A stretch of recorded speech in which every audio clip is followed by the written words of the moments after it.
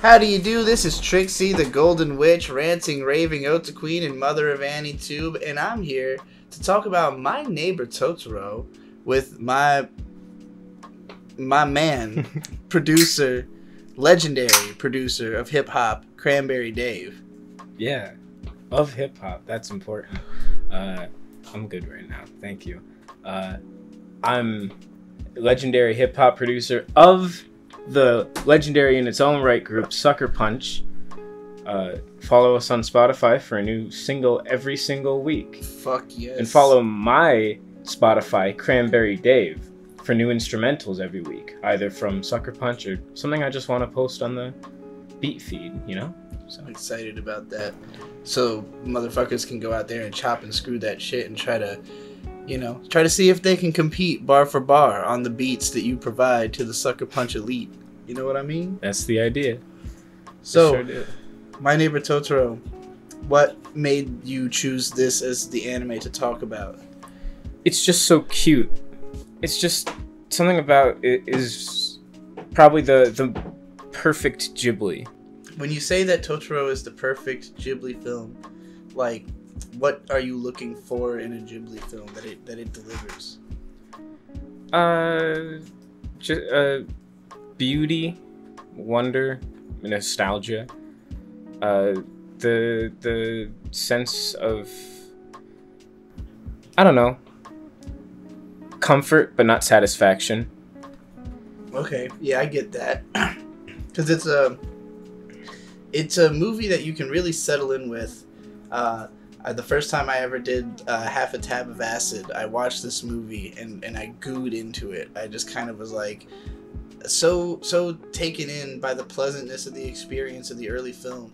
And it took me a while to really register that, like, the start of this movie is like a couple of young girls with their dad moving into a house out in the middle of the countryside. And it's this big old house that is drawn so gorgeously that it took me a while to even really process that the point of the scene is that it's run down. That, like, it's not a better place to live than what they had before. It's kind of scary, it's mysterious, it's weird, and, like, from an adult perspective, like, I was thinking about much more of, like, oh my god, like, that kid's gonna fall through the floorboards. Like, this is actually scary in a way that when I wasn't thinking about it from that perspective, I'm just focused on how beautifully drawn it all is, that it feels like, well, of course I'd want to be at this place. Of course I'd love to explore this house and see all this stuff and get into this, like, mysterious reality, even though, like, when I actually think about being the person who owns that house, I'm, like, way more concerned, you know? Yeah. That's one of the things that the music accomplishes really well, is getting the divide in audience, I guess, between children and adults. Because the music of My Neighbor Totoro and all the Studio Ghibli films was composed by a guy named Joe Hisaishi. Amazing, legendary composer. But his method is actually pretty simple. One of the things that he does is harmonic instability. So we're very used to a select number of chords being used in a select number of ways, right?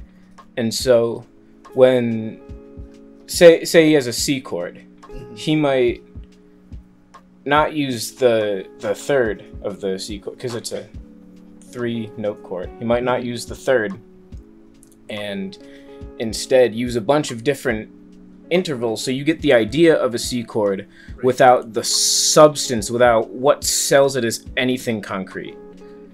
And so in scenes where there's a lot of tension, this is expressed in his music when there's, like, a lack of resolution in, like, the phrasing, it sounds like, or that, and there's never a actual credible threat.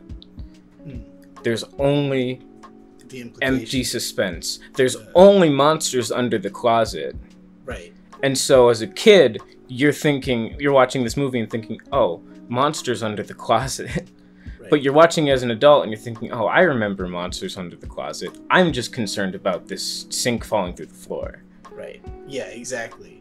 Well, and I'm not even like afraid of the monsters and stuff, especially like if you've already seen the film, you know, and you're coming back to it, then you also realize like that none of this stuff is threatening, but you do see like the broader emotional threat of like where the kids actually are at this moment, because as the movie goes along, you come to realize the reason that they are living out in the countryside is that their mom is sick, and so she's had to be relocated to a hospital out in the middle of like a place with cleaner air.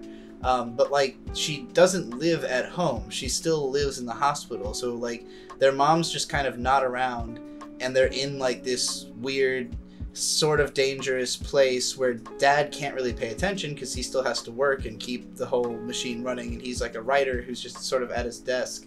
And there's a scene where like his daughter is playing with like a bucket out in the backyard, and he's like writing at the desk, and she has like I think a whole interaction with like one of these mythical creatures that like if he had turned his head for 1 second he would have just like noticed this happening.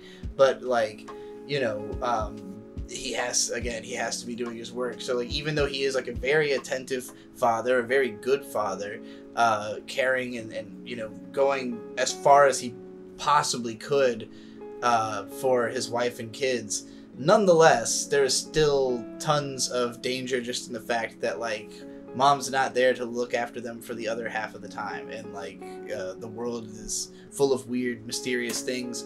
Luckily in this case they're good. Mm-hmm. I just want to say really quick on your point just now about the father being that oblivious. Yeah.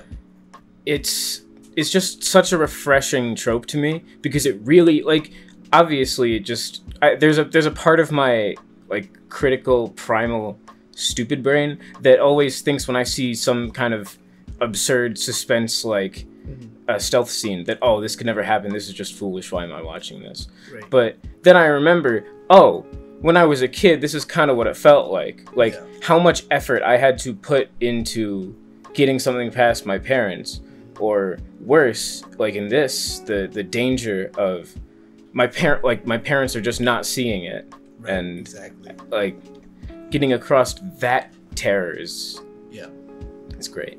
And then, you know, we're describing this like it's a horror movie almost. It is a monster movie at the end of the day. Like it's a cute children's film about a mom that's dying and her daughter's being sad about it. Like, yeah, it's not like it's uplifting, but it's not a happy movie, I guess. I mean, just given the context, a way darker story could be told in like out of the gate. I think it's the kind of thing also that like, yeah, again, rewatching it, the experience is tainted even darker because you know that like the mom's in the hospital and that's why they're out here, and like there's just lots of nuance in the way that the characters act that, you know, again, peels back the layers of looking at it as like, oh, it's just cute kids having a cute fun time. And then like if you're really paying attention to the kids, they're not necessarily having a fun time all the time, you know, like the younger daughter is like kind of a pissed off crybaby sometimes, and the older one's like really trying to manage the fact that like she's kind of in charge of this kid and who won't listen to her, you know. Right. So like there is a sense of like desperation behind the whole thing. And yeah, the music, like you said, it's got like this dark tinge to it, but it's also very nostalgic. And I think it's crazy how much the nostalgia bleeds through even to like a Western audience, because I think a lot of the music calls back to more like classical Japanese melodies. But yeah, just from like having seen so much anime that uses music that's deliberately harkening back to classical Japanese melodies and stuff like the Toho games, like there's lots of music in those that sound kind of like the melodies in My Neighbor Totoro. So I definitely think there's an element of like just a different musical theory that has been followed in the East versus the West. That might be some of why like it seems really unexpected, even though it also feels nostalgic and like obvious. Like it's just like Japanese music, I think, has just been trying to get a different emotional effect than Western music has for the most part.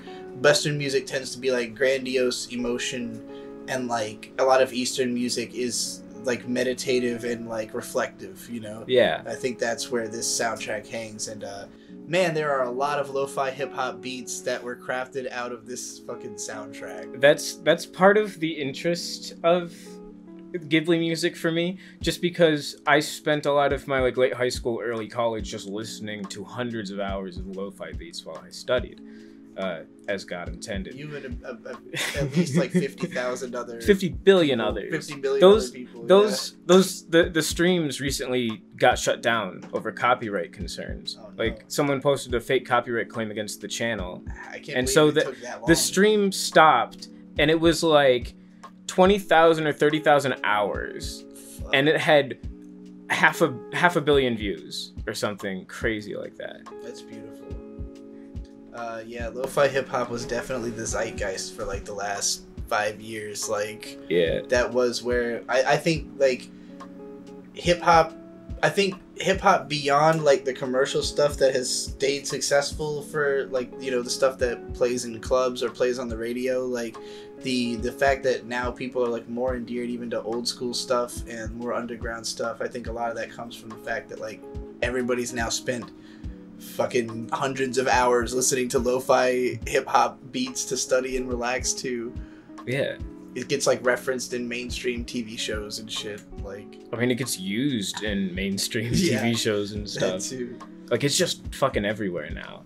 And at least in the early stages, Ghibli was all over that. So I just, before I even like had watched My Neighbor Totoro, I just heard all of the songs 1,000 times, and they were baked into me. That's incredible. I'm sure if Ghibli knew about all that, they would not be happy. Like, they would have shut those streams down ages ago if they had found out that like every My Neighbor Totoro song was being exploited that way. I think a third of Spotify would just be down if all of the lo-fi covers were exposed. Let's not tell them anymore. We're blowing the cover. We gotta shut it down. Dave. Yeah. What's your favorite scene that you can remember from My Neighbor Totoro? I mean, at the end of the day, I don't even care about any of the creatures. I couldn't care less. I just love the landscape.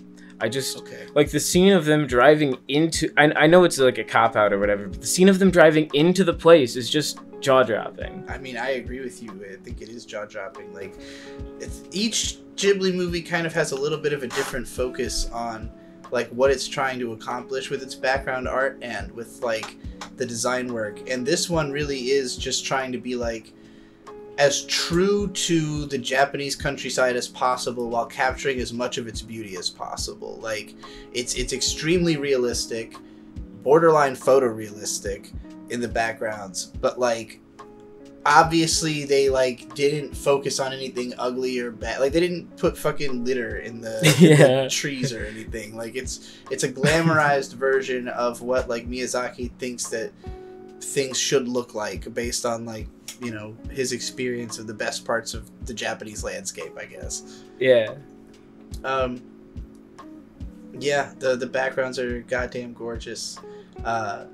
You are a very aesthetically driven person. I've noticed. You've done some visual designs. You've done all the visual work for the Sucker Punch music videos and for the lyric videos, all the ones that have the waveforms. Yeah. I really appreciate all the work you do over there. So I'm glad that movies like this have had some influence on you and shaped your visual sense. Speaking of which, this one is like definitely that. This is, I believe the word is komorebi.